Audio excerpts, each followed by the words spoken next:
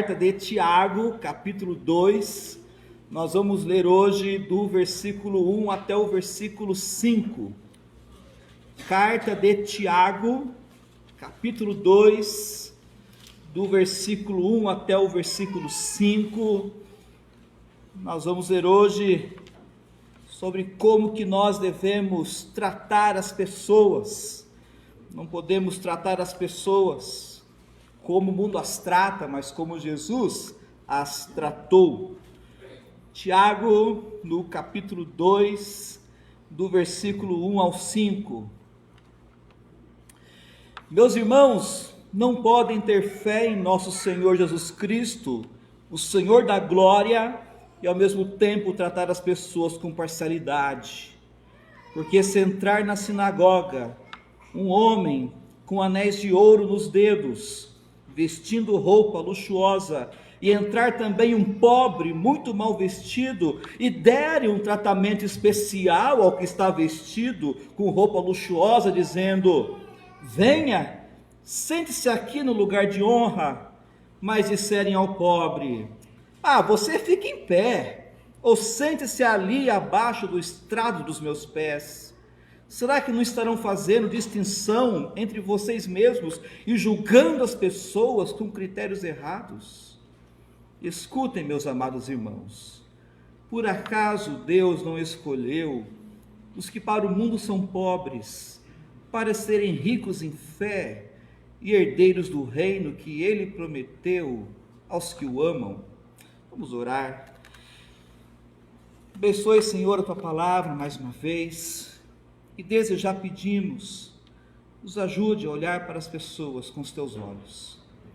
Nos ajude, Senhor, a tratar as pessoas como o Seu Filho tratou aqui neste mundo, Pai. Ó Senhor, tire de nós, ou melhor, nos ajude a nos despojar do jeito de viver deste mundo, e que possamos nos revestir de Cristo a cada dia. É o que nós pedimos, no nome do Senhor Jesus. Amém. Quando eu era criança, tinha uma marca de jeans, alguns aqui vão lembrar, e na propaganda dizia o seguinte: o mundo trata melhor quem se veste bem. Alguém lembra dessa propaganda, né? Acho que o Stop, né, era a marca de jeans da época, né? O mundo trata melhor quem se veste bem. E às vezes a igreja acaba imitando isso, né? Tratamos melhor aquele que se veste bem.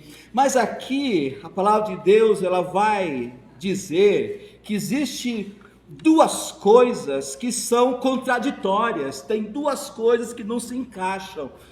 Não tem como eu dizer que sou crente, não tem como eu dizer que eu tenho fé no Senhor Jesus, se ao mesmo tempo estou tratando as pessoas com diferença, baseado na sua aparência, baseado na sua roupa, baseado na sua profissão, ao seu status. Então, se chega um doutor, não, ele é um cirurgião, ele é um neurocirurgião lá do hospital, venha, seja bem-vindo aqui, paparicamos, afinal ele é um doutor, ele é um cirurgião, né? Ele é uma pessoa respeitada na cidade, vamos tratá-lo. Mas aí chega um gari, o que você faz? Eu sou o gari, eu varro as ruas. Muito bem, mas aí nós tratamos com diferença. Aquela pessoa que tem um status, que tem uma certa glória, né? Porque todo ser humano tem a sua glória. Então, o doutor, o cientista, ele tem a sua glória, ele tem o seu status. Já aquele irmãozinho que varre as ruas, que é jardineiro, a glória dele já não é como a glória do doutor. E aí nós tratamos de forma diferente, né? O doutor, o rico, o empresário, nós tratamos de uma forma especial, ficamos paparicando. Mas já aquela pessoa que é humilde, aquela pessoa que não tem estudo, não precisa já paparicar tanto uma pessoa assim. Só que Tiago diz: isso é incompatível. Não tem como eu dizer que eu sou um crente em Jesus e tratar as pessoas conforme a glória que elas têm. E aqui Tiago nos faz lembrar o seguinte, que o Senhor Jesus, Ele sim é o Senhor da glória. Ninguém é tão glorioso como o Senhor Jesus. Ninguém tem uma glória maior que Jesus. Ninguém tem um status maior que Jesus. Toda a glória humana é nada diante de Jesus. A pessoa pode ser rica, poderosa, ela pode ser um doutor aqui neste mundo, mas aos pés de Jesus ela não é nada. Porque o que vale é a glória do Senhor Jesus. Então se perguntamos, se nós temos fé no Senhor da glória, por que eu fico admirando a glória das pessoas? Por que eu fico admirando a glória das pessoas cuja glória não é nada aos pés de Jesus? Se eu estou tão preocupado olhando para a glória das pessoas, significa que eu deixei de admirar a glória de Jesus. Nós não temos que ficar admirando a glória das pessoas, nós temos que admirar unicamente a glória do Senhor Jesus.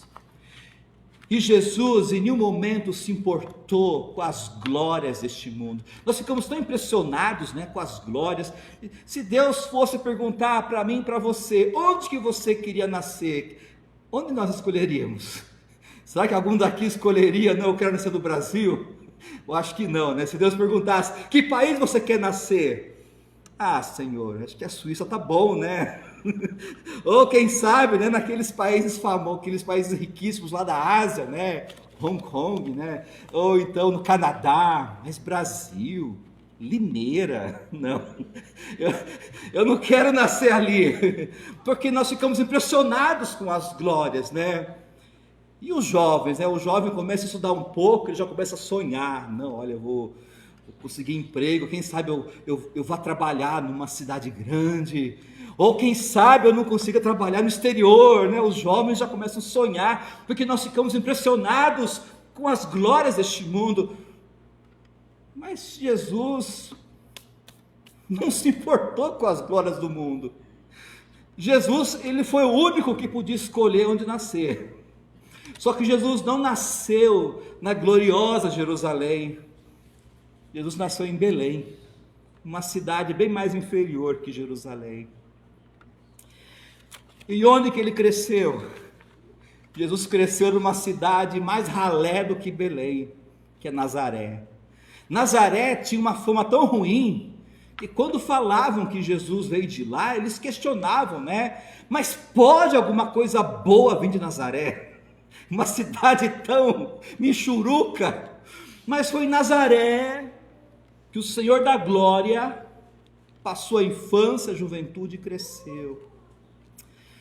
E quando pensamos na genealogia de Jesus, você abre lá em Mateus, você vê, olha, tem nomes graduados na genealogia. Na genealogia de Jesus tem o nome de Abraão, tem Davi, tem Salomão, mas lá também tem Tamar, Raabe, Ruth, porque o Senhor Jesus, ele pouco se importou com as glórias deste mundo, e quando ele ministrou nessa terra, Jesus tratou as pessoas sem nenhum favoritismo. Jesus conversou com gente rica, Jesus conversou com mendigo, Jesus conversou com mulheres nobres, Jesus conversou com adúlteras, com prostitutas, e para cada uma dessas pessoas, Jesus tratou por igual, sem favoritismo, porque Jesus não estava preocupado com o status social da pessoa, ele estava preocupado com a alma da pessoa, aonde essa pessoa passaria a eternidade. E os próprios inimigos de Jesus reconheceram isso. Em Mateus 22,16, eles dizem o seguinte: Mestre, sabemos que o Senhor é verdadeiro e que ensina o caminho de Deus de acordo com a verdade, sem se importar com a opinião dos outros, porque não olha para a aparência das pessoas. Jesus, ele não olhava para a aparência, para o status social. A preocupação de Jesus era única: aonde esse indivíduo vai passar a eternidade. Porque a pessoa bem-sucedida não é a pessoa rica. A pessoa bem-sucedida não é aquela pessoa que conseguiu formar na maior universidade do país, que tem uma profissão que ganha rios de dinheiro. A pessoa bem-sucedida é aquela pessoa que pode morrer em paz, porque ela sabe que ela é herdeira do reino de Deus. Um jardineiro, filho de Deus, ele é mais bem-sucedido do que um banqueiro que vai passar a eternidade no inferno. Então Jesus, ele tratou as pessoas sem favoritismo, porque a preocupação era uma só: aonde você vai passar a eternidade? Quando Nicodemos conversou com Jesus, Nicodemos inicia a conversa bajulando Jesus, e Nicodemos, ele era um mestre, uma pessoa importante, e quando Jesus começa a conversar com Nicodemos, de cara ele já diz: se você não nascer de novo, você não vai entrar no reino dos céus. Quando chega o jovem rico: Senhor, o que eu posso fazer para entrar no reino dos céus? Jesus viu que aquele jovem rico, ele era muito orgulhoso, muito cobiçoso. Jesus precisava quebrar aquele coração. Ele diz: vendo o que você tem, dá para os pobres. Jesus, ele praticou a lei, porque a lei diz o seguinte: não seja injusto ao julgar uma causa, nem favorecendo o pobre, nem agradando o rico, julgue o seu próximo com justiça. E Jesus assim tratou. As mãos de Jesus tocaram leprosos. As mãos de Jesus tocaram os mendigos. A mão de Jesus tocou nas pessoas mais sujas, porque Jesus amava. Jesus não tratava as pessoas com favoritismo. Ter fé no Senhor Jesus é tratar as pessoas como ele tratou. E aqui no versículo 2, Tiago, ele coloca um exemplo, talvez, de uma situação que pode ter acontecido lá na igreja. No versículo 2 ele diz: imagina se no culto, na sinagoga, entre um homem com anéis de ouro, vestindo uma roupa luxuosa, né, que pode ser traduzido também como roupa brilhosa, né, e entrar também um pobre mal vestido, e der um tratamento especial ao que está vestido com roupa luxuosa, dizendo: sente-se aqui num lugar de honra, ou sente-se aqui num lugar bom, e disserem ao pobre: você fique em pé, sente-se ali, debaixo do estrado dos meus pés. Irmãos, nessa época as igrejas, elas eram reunidas em casas. Irmãos, nós vimos lá em Atos, no primeiro batismo da igreja, houve 3.000. Agora imagina, onde nessa época você acharia um templo para acomodar 3.000 pessoas de cara? Não tinha. As igrejas, elas eram divididas, né, em grupos menores e se reuniam nas casas. Os cultos aconteciam nas casas. E os irmãos sabem que quando nós realizamos culto numa casa, não tem cadeira para todo mundo. Tem casas que tem, mas muitas casas não tem cadeira para todo mundo sentar. Então, quando a igreja cultua numa casa, os mais idosos ficam sentados, né? E os mais novos, né? Ou ficam de pé, ou ficam sentados ou no chão, né? Então, fica irmão de pé, irmão sentado no chão e alguns nas cadeiras. Isso acontecia também nas igrejas no primeiro século, nas igrejas de Jerusalém. Aí Tiago diz: tudo bem, a igreja está reunida, tem irmão de pé, tem irmão na cadeira e tem irmão no chão. Ah, mas aí chega um rico, um homem lá com os dedos cheios de anéis, né? Uma roupa brilhosa, né? Para nós seria cafona, né? Mas na época uma roupa brilhosa era uma roupa, né, de gente rica, né? Então entrava uma pessoa lá com uma roupa luxuosa, a mão cheia de anéis.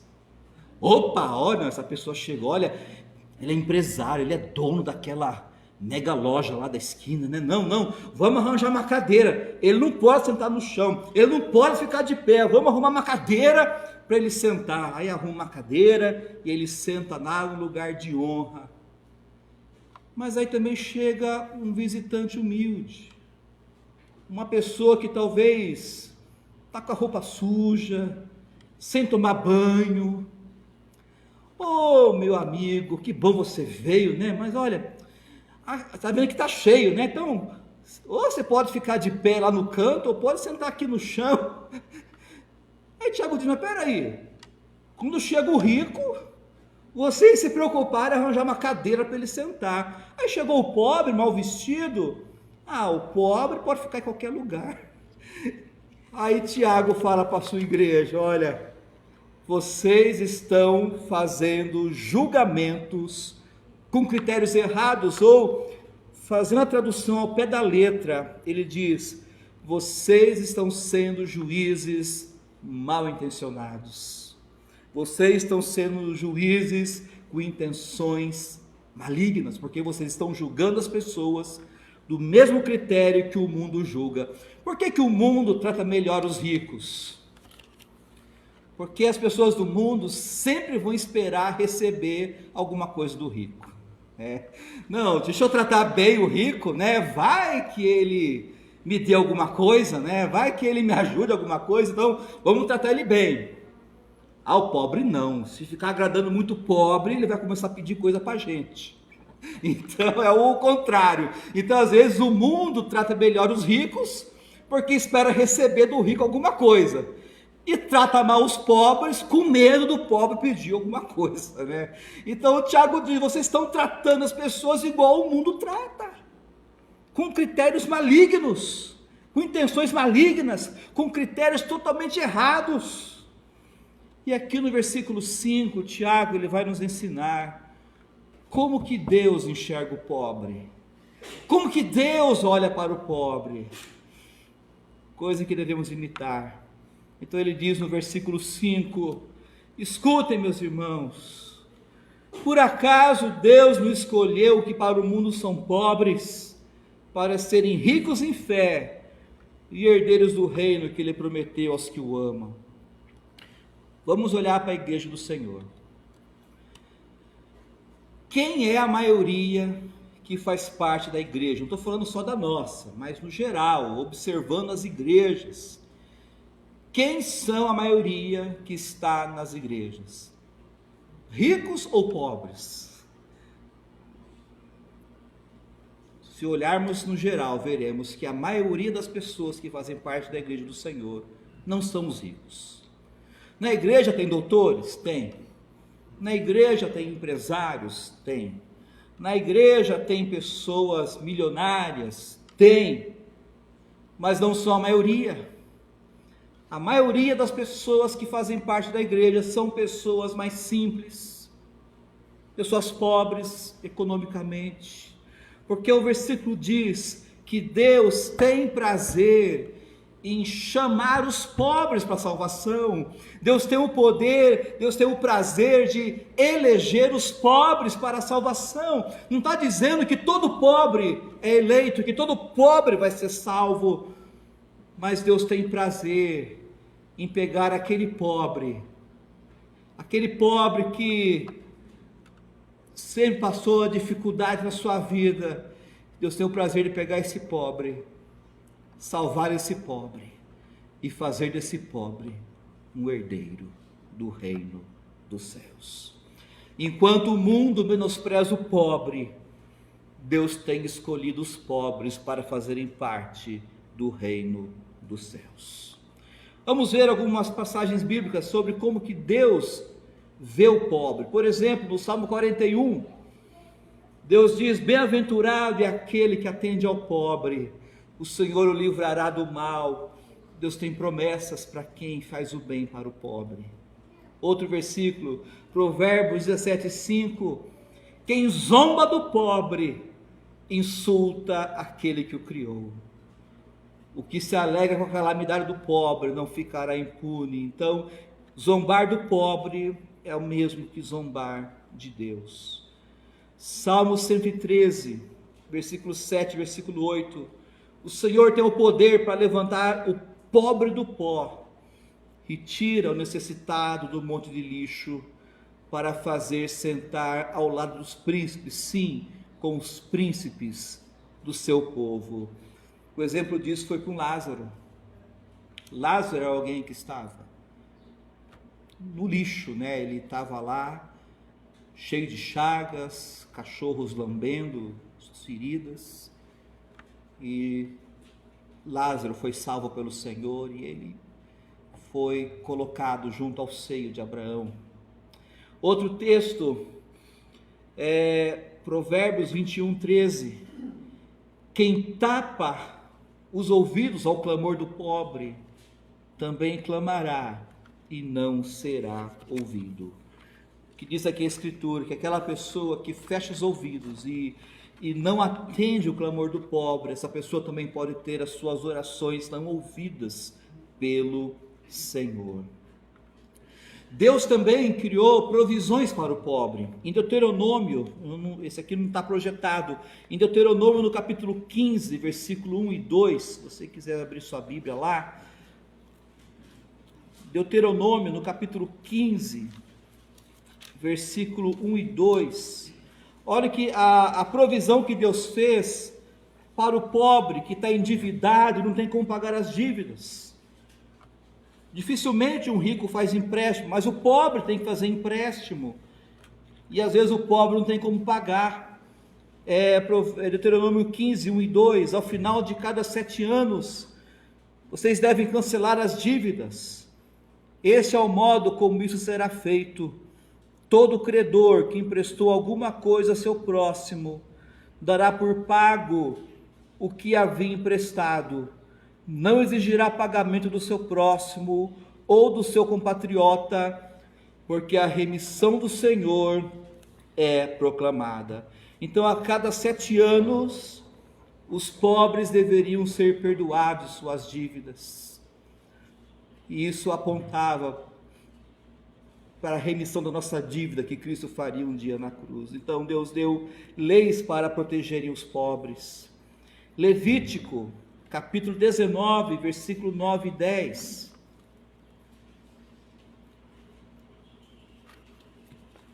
Levítico, capítulo 19, versículo 9 e versículo 10.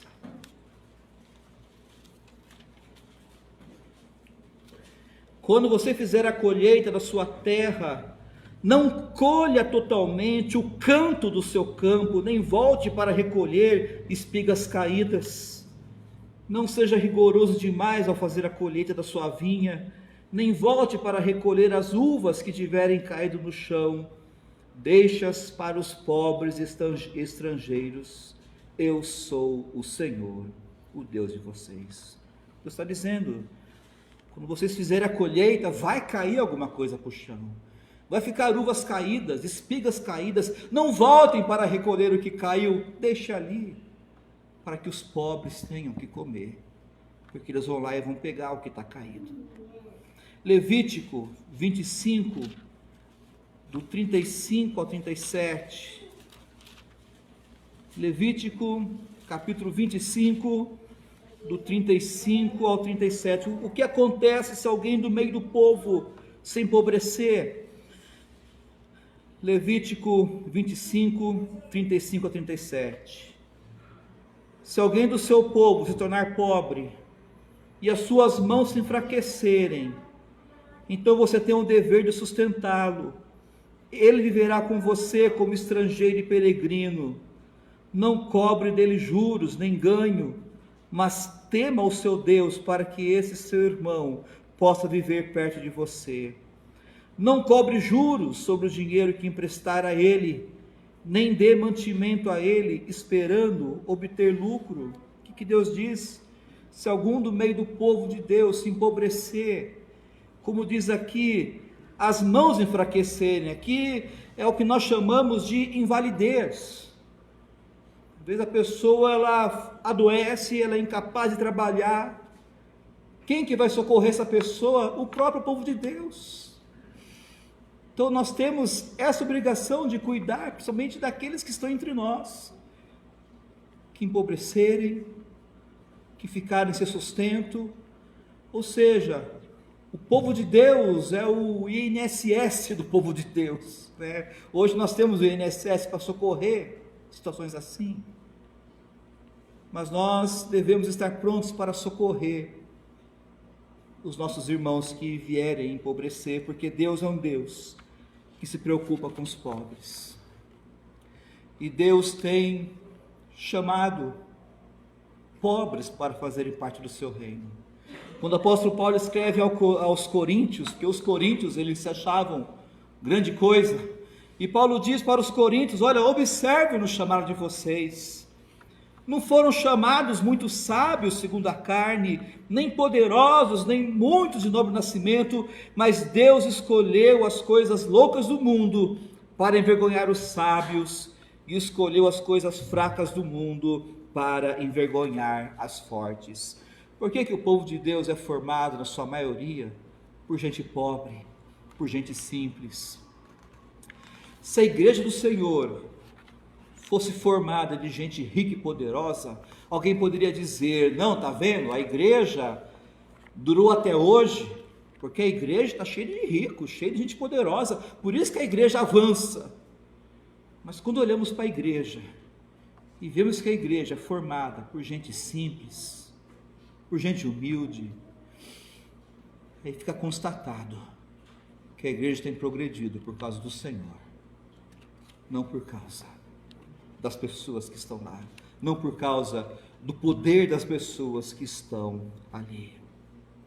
E nós vemos aqui no capítulo 5 de Tiago 2, que Deus ele tem chamado os pobres deste mundo para o seu reino, para as duas coisas. Primeiro, Deus faz com que o pobre seja uma pessoa rica em fé. Isso para nós é valioso, porque em nenhum momento nós encontramos na palavra de Deus uma promessa de que os pobres ficarão ricos. Essa promessa só no outro lugar, numa outra instituição que isso ensina, mas não é isso que a Bíblia ensina. Em nenhum momento a Bíblia diz que o pobre vai ficar rico porque se converteu. Não.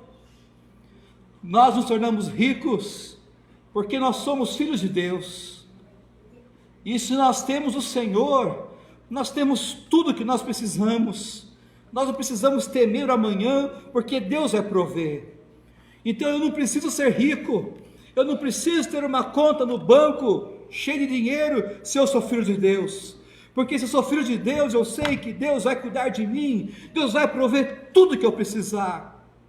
O rico, ele olha para o seu extrato bancário e aquilo é a sua confiança. O rico diz: não, eu estou tranquilo se amanhã a minha empresa entrar em crise, se amanhã eu ficar doente, eu estou tranquilo porque esse extrato bancário vai garantir. O pobre não, o pobre quando ele puxa o extrato do banco, o pobre fica até triste, né, quando vê o extrato, mas depois ele se alegra. Eu estou feliz porque eu tenho Deus, a minha confiança não está nesse extrato aqui, a minha confiança está no Senhor. Não importa se eu perder o emprego, se minha família adoecer, o meu Deus vai prover tudo que eu preciso, porque o Senhor é meu pastor, e se o Senhor for o nosso pastor, não vai faltar nada que nós precisarmos.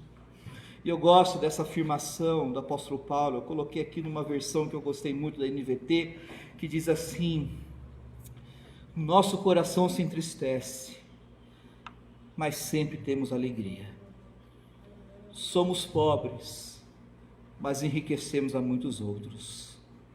Não possuímos nada, e no entanto temos tudo. Essa é a nossa riqueza.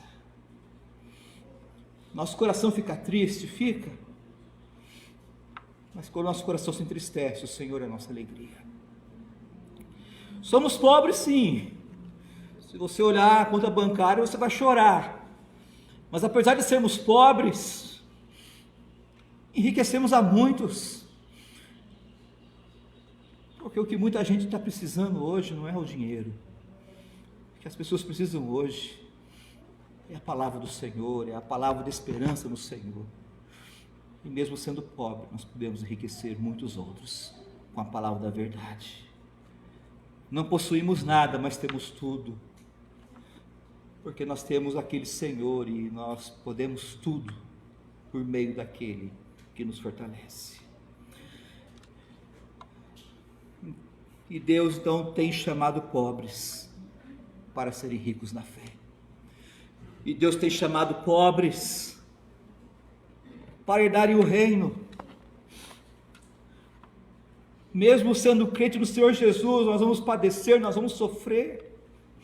Mas o que nos alegra, o que nos anima, é que nós vamos herdar o reino do Senhor. Eu quero encerrar, meus irmãos, com essas palavras em Apocalipse, no capítulo 21,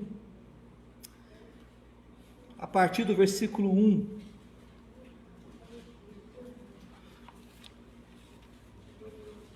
Nós vamos relembrar aqui o reino que Deus está preparando.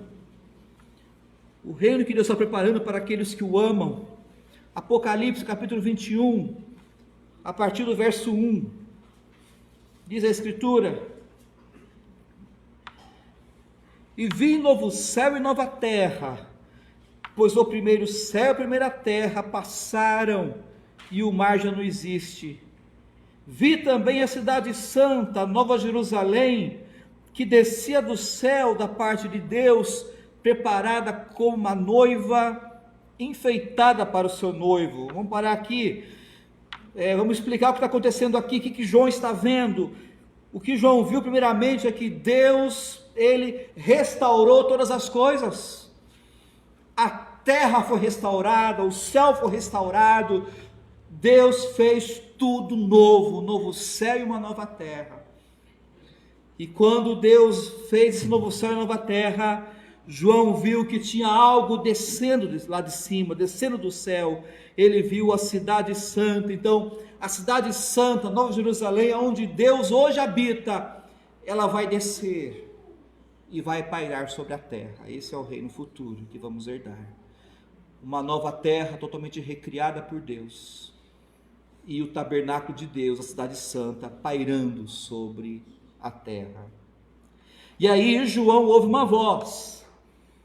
Ouviu uma forte voz que vinha do trono e dizia: Eis que o tabernáculo de Deus está entre os homens, ele habitará com eles e serão povos de Deus, e Deus mesmo estará com eles e será o Deus deles, e ele enxugará dos seus olhos toda lágrima, e já não existirá mais morte, já não haverá mais luto, nem pranto, nem dor, porque as primeiras coisas já passaram. E aquele que estava sentado no trono disse: Eis que faço nova todas as coisas, e acrescentou: Escreva, porque essas palavras são fiéis e verdadeiras. E disse-me ainda: Tudo está feito. Eu sou o alfa, o ômega, o princípio e o fim. Eu, a quem tem sede, darei de graça da fonte da água da vida. O vencedor herdará todas as coisas, eu serei o seu Deus e ele será meu filho. Esse é o reino, meus irmãos. Então, quando você estiver passando pelas dificuldades, mas eu sou filho de Deus, eu sou crente, por que essas calamidades estão acontecendo comigo? Olhe para a sua herança, olhe para aquilo que você vai herdar. O dia que nós estaremos nesse novo céu e nova terra, totalmente criados, restaurados pelo Senhor. Quando o tabernáculo do Senhor descer sobre essa terra, pairar sobre essa terra, e o Senhor disser: Eis que faço nova todas as coisas. O dia que o Senhor vai enxugar todas as lágrimas dos nossos olhos. A partir do momento em que não vai ter choro, nem dor, nem doença, nem luto, uma época que não vai mais existir mais velórios, não vai acontecer mais nada dessas coisas. E Deus disser: Estou fazendo nova todas as coisas, ao vencedor darei de graça todas essas coisas. Por isso eu quero falar para você que ainda não tem essa esperança. Para você herdar o reino dos céus, você tem que, mesmo que você já seja pobre, você tem que se fazer de pobre, reconhecer que você é uma pessoa que está falida espiritualmente, que você não é digno desse reino. Você tem que reconhecer isso. Clamar: Senhor, tem misericórdia de mim. Perdoe meu pecado, Senhor. Perdoe meu pecado da autossuficiência. Perdoe meu pecado do orgulho. porque eu tenho achado que eu posso viver sem Ti, eu tenho pensado que eu posso viver sem depender de Ti. Me perdoe, Senhor. Eu quero fazer parte do Teu reino. Esse que é o vencedor. E você, que já é um filho de Deus, um cristão, e tem passado pelas adversidades deste mundo, lembre-se, isso vai ter um fim. Deus chamou você para ser herdeiro do reino dos céus. Nesse momento você já pode se considerar rico, porque você tem o Senhor. E se você tem o Senhor, você tem tudo o que você precisa. Ele vai prover o que você precisar. E quando deixarmos esse mundo aqui, herdaremos o reino. Que o Senhor nos ajude a fortalecer nossa fé. E que da mesma forma, como vimos nessa manhã também, que possamos aprender a olhar os pobres, os necessitados, que possamos olhar as pessoas que estão vivendo uma vida difícil, que possamos olhar a elas com olhos de misericórdia, e que nossas mãos hoje, que Jesus possa hoje tocar nessas pessoas usando nossas mãos, que nós possamos agir como Jesus agiu também, quando esteve neste mundo. Vamos orar. Obrigado, Senhor, pela Tua palavra. Obrigado, Senhor, porque for a Tua vontade nos salvar. For a Tua vontade, ó Pai, fazer de nós ricos na fé. For a Tua vontade fazer de nós herdeiros do reino. Nos ajude, Senhor, como gratidão por tudo isso. Que possamos, ó Pai, olhar para os pobres, olhar para os necessitados como o Senhor olhou, como o Senhor olha.